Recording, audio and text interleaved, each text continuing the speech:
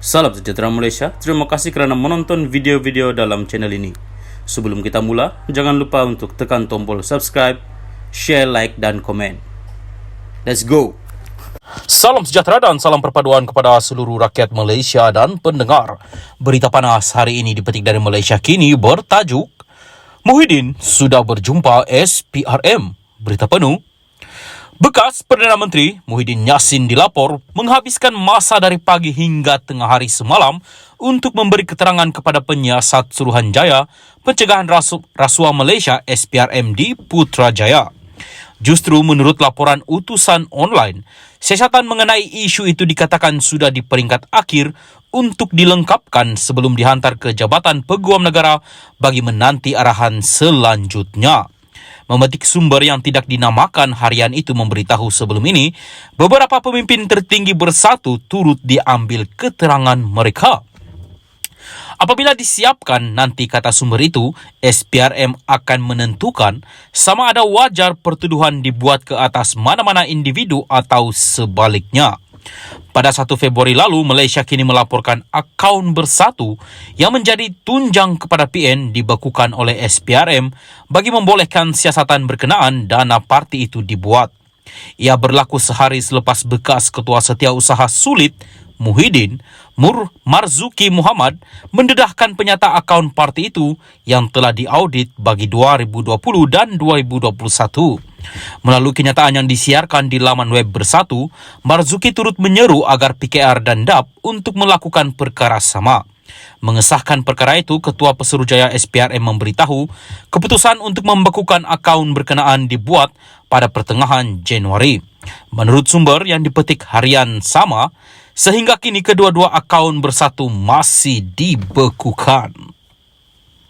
Salam sejahtera dan selamat malam kepada seluruh rakyat Malaysia. Berita panas malam ini dipetik dari MH Daily bertajuk Ahli Parlimen dari Pahang dedah rahsia anak Tun Mahathir boleh punyai harta RM248 juta pada umur 33 tahun.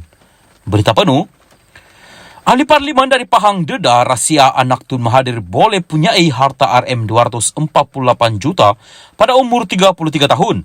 Ahli Parlimen Pekan Datuk Seri Muhammad Najib Tun Abdul Razak kembali membidas Tun Dr. Mahathir Mohamad. Beliau yang mendakwa anak-anaknya tidak pernah menjalankan perniagaan sepanjang 22 tahun beliau menjadi Perdana Menteri.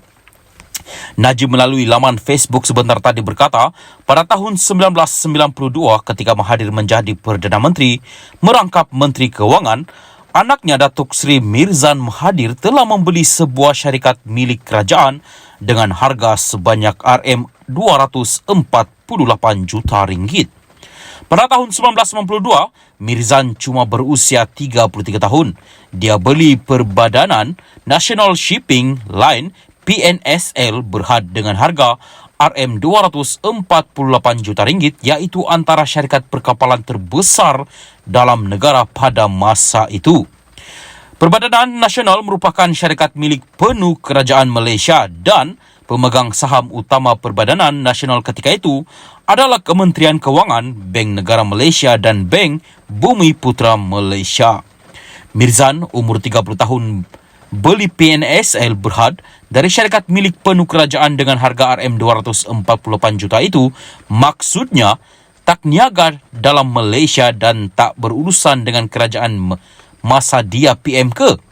Syarikat perkapalan utama milik kerajaan pun bertukar menjadi syarikat milik anak PM pada masa dia masih PM, ujar Najib. Najib kemudiannya berkata, syarikat tersebut kemudiannya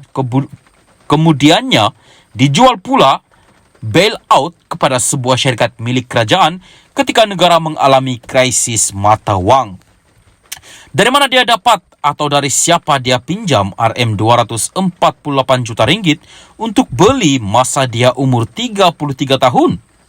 Lepas itu, dijual pula kepada MISC dengan harga $220 juta pada tahun 1998, melebihi RM1 bilion selepas mata wang kita menjunam teruk ketika itu.